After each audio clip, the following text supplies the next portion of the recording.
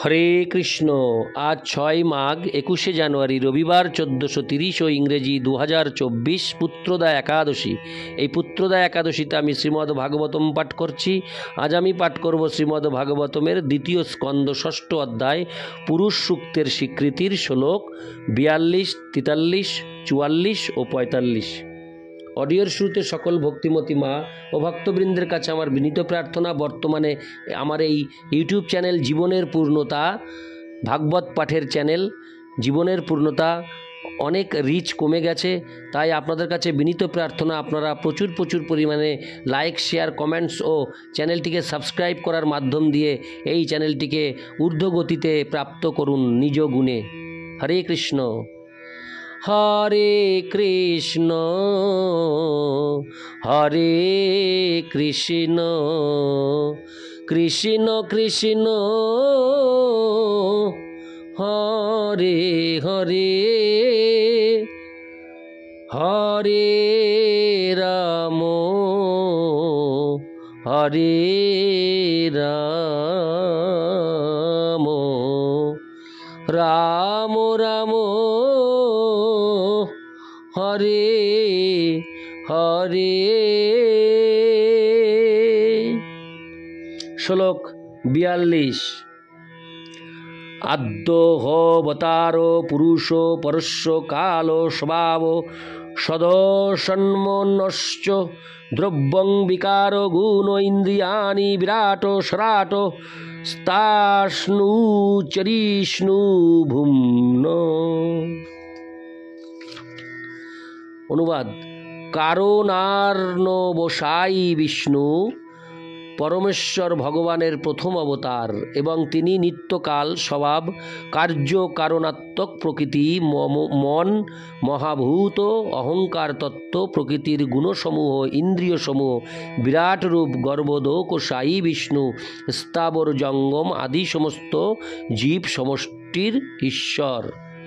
তাৎপর্য: ইতিপূর্বে আলোচনা করা হয়েছে যে জড় সৃষ্টি নিত্য নয়, জড় সৃষ্টি সর্বশক্তিমান ভগবানের জড়া প্রকৃতির খনি প্রকাশ মাত্র। হরে কৃষ্ণ। যে সমস্ত বদ্ধ জীব অপ্রাকৃত প্রেমময়ী সেবার মাধ্যমে ভগবানের সঙ্গে সম্পর্কিত হতে অনিচ্ছুক, তাদের একটি সুযোগ দেওয়ার জন্য এই জড়া প্রকৃতির প্রয়োজন। এই প্রকার বদ্ধ জীবাত্মা চিন্ময় ধামে মুক্ত জীবন লাভ করতে পারে না, কেননা তারা তাদের হৃদয়ে ভগবানকে সেবা করতে চায় না। পক্ষান্তরে কৃত্রিমভাবে হরে কৃষ্ণ ভগবান সেজে ভোগ করতে চায়। জীব তার স্বরূপে ভগবানের নিত্যদাস, কিন্তু তাদের মধ্যে কেউ কেউ তাদের স্বাতন্ত্র্যের অসদ্য ব্যবহার করে ভগবানের সেবা করতে চায় না। তাই মায়া নামক এই জড়জগতে তাদের ভোগ করার সুযোগ দেওয়া হয়। একে বলা হয় মায়া, কেননা ভগবানের মোহময়ী শক্তির প্রভাবে ভোক্তা না হওয়া সত্ত্বেও জীব নিজেকে ভোক্তা বলে মনে করে। এই প্রকার মায়াচ্ছন্ন জীবদের পুনঃ সুযোগ দেওয়া হয় বৈদিক জ্ঞানের মাধ্যমে পরমেশ্বর ভগবান শ্রীকৃষ্ণের সঙ্গে তাদের নিত্য সম্পর্ক সম্বন্ধে অবগত হয়ে বেদয়শ্চ সর্বৈরহমেব বেদ্য জড়া প্রকৃতির ভোক্তা হওয়ার বিকৃত মনোভাব সংশোধন করার, অনিত্য জড় সৃষ্টি ভগবানের জড়া প্রকৃতির প্রদর্শন এবং তার ব্যবস্থাপনার জন্য পরমেশ্বর ভগবান স্বয়ং কারণার্ণবসায়ী বিষ্ণুরূপে অবতরণ করেন। ঠিক যেমন রাষ্ট্র সরকার অস্থায়ী কার্যকলাপের দেখাশোনার জন্য একজন ম্যাজিস্ট্রেটকে নিযুক্ত করে, এই কারণোদকসায়ী বিষ্ণু প্রকৃতির প্রতি দৃষ্টিপাতের মাধ্যমে এই অনিত্য জড় জগৎকে প্রকাশিত করেন। এই গ্রন্থের প্রথম খণ্ডে জগৃহীয়ে পৌরসং রূপম শ্লোকটির আলোচনার মাধ্যমে সেই বিষয়টি ইতিপূর্বেই বিশ্লেষণ করেছি। জড় সৃষ্টির মায়িক প্রকাশের স্থিতিকে বলা হয় কল্প, এবং আমরা পূর্বেই আলোচনা করেছি কিভাবে কল্পান্তরে সৃষ্টির প্রকাশ হয়।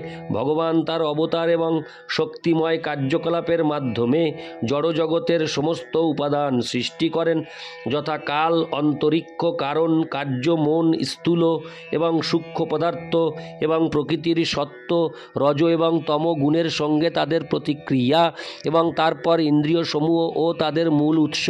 দ্বিতীয় অবতার গর্ভোদকশায়ী বিষ্ণুরূপে বিরাট বিশ্বরূপ, এবং দ্বিতীয় পুরুষাবতার থেকে উৎপন্ন স্থাবর এবং জঙ্গম সমস্ত জীব।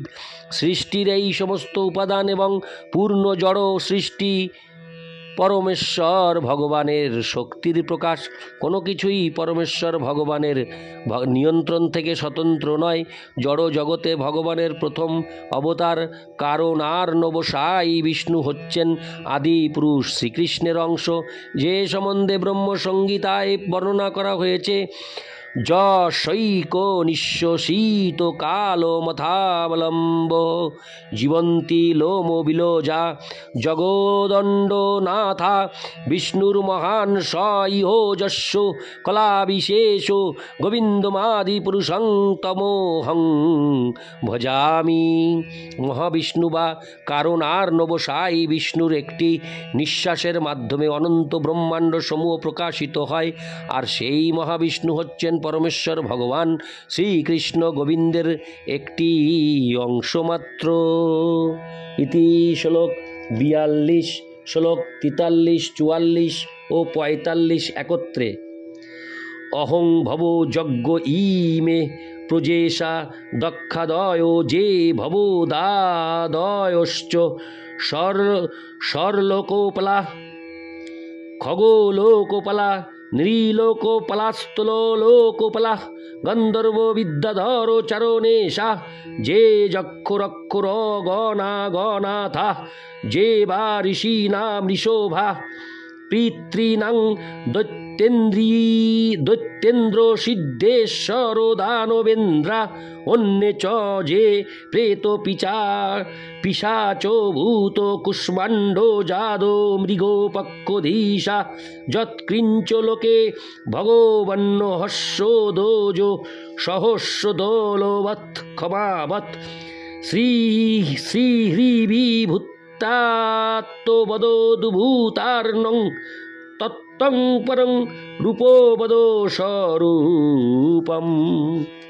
অনুবাদ: আমি স্বয়ং ব্রহ্মা, শিব, ভগবান বিষ্ণু, দক্ষ আদি প্রজাপতি, তোমরা নারদ তথা কুমারগণ, ইন্দ্র চন্দ্র আদি স্বর্গলোকের অধিপতিগণ, ভুবর লোকের অধিপতিগণ, মনুষ্যলোকের অধিপতিগণ, পাতালাদির অধিপতিগণ, গন্ধর্ব বিদ্যাধর চারণ লোকের অধিপতিগণ, যক্ষ রাক্ষস সর্প ও নাগকুলের নায়কগণ, ঋষিগণ ও পিতৃগণের মধ্যে যারা শ্রেষ্ঠ, দৈত্যেন্দ্র সিদ্ধেশ্বর ও দানবেন্দ্রগণ, অন্যান্য যে সমস্ত প্রেত পিশাচ ভূত কুষ্মাণ্ড জলচর পশু এবং পক্ষীকুলের অধিপতিগণ, এবং এই জগতে যা কিছু ঐশ্বর্যযুক্ত, তেজযুক্ত, ইন্দ্রিয় শক্তিযুক্ত, মনোশক্তিযুক্ত, বলবান, শোভা সম্পন্ন, লজ্জাযুক্ত, বিভূতি সম্পন্ন, বুদ্ধিযুক্ত, আশ্চর্যজনক,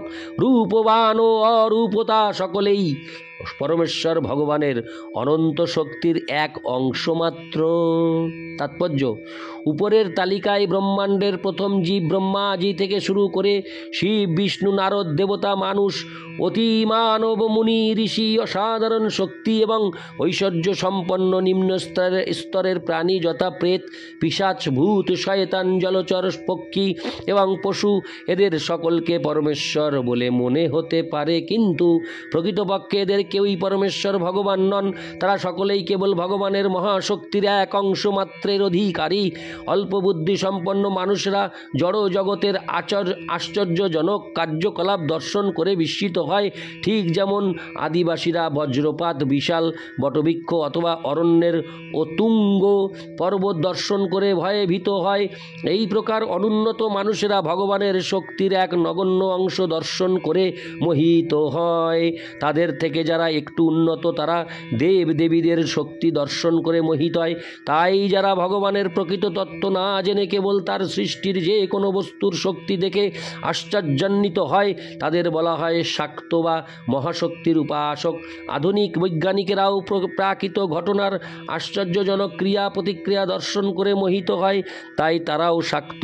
এই সমস্ত নিম্ন স্তরের মানুষেরা ধীরে ধীরে সৌরীয় স্তরে সূর্য দেবতার উপাসক অথবা গানপত্য স্তরে জনার্দন বা দরিদ্র নারায়ণ ইত্যাদি রূপে জনসাধারণের বা গণপতির পূজক উন্নীত হয়। তারপর নিত্য আত্মার অনুসন্ধানে শৈব স্তরে উন্নীত হয় এবং তারপর আদি বিষ্ণু স্বরূপ শ্রীকৃষ্ণ বা গোবিন্দের তত্ত্ব সম্বন্ধে না জেনেই বিষ্ণু পরমাত্মা ইত্যাদির পূজকের স্তরে উন্নীত হয়। অপরপক্ষে কেউ কেউ জাতি রাষ্ট্র পশু পাখি ভূত প্রেত ইত্যাদির পূজা করে। দুঃখ দুর্দশার দেবতা শনি, বসন্ত রোগের দেবতা শীতলা দেবী ইত্যাদির পূজা জনসাধারণের মধ্যে প্রচলিত এবং বহু মূর্খ মানুষ জনসাধারণের অথবা দরিদ্র মানুষদের পূজা করে। এইভাবে বিভিন্ন ব্যক্তি সমাজ গোষ্ঠী ইত্যাদি ভ্রান্তিবশত বিভিন্ন শক্তিশালী বস্তুকে ভগবান বলে মনে করে ভগবানের শক্তির প্রকাশের পূজা করে।